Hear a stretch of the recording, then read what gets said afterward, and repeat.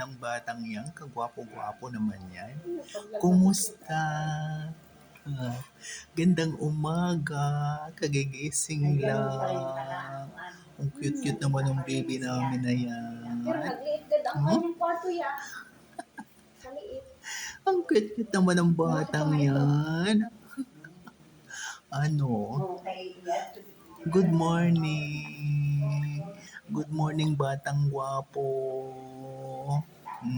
Di ba? Ano? Gustong lumabas niyan? Magpa-araw? Tara, punta tayo dun sa likod bahay. Doon tayo sa dagat, dali. Ang cute-cute naman ng baby na yun. Oh, ang cute-cute naman ng baby na yun. Oh, ano? Ayan. Ano? Ganda ng cellphone ni tatay. Ayan. Ang cute-cute naman. Opo. Ang cute-cute naman ng baby namin na yan. Ayan.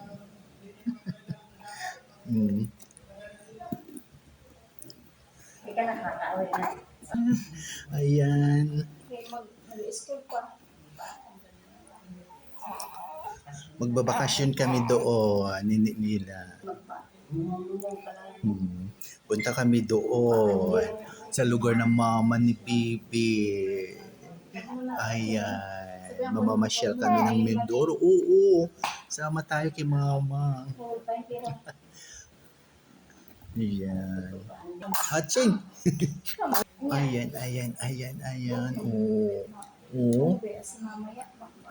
Ano yung mayroon sa kanay ko? Hindi mo na ako ngayon. Tama na to. Iniwan ka nila, kuya. Hindi ka sinama. Namasyal sila, kuya, bebe. Hindi ka sinama.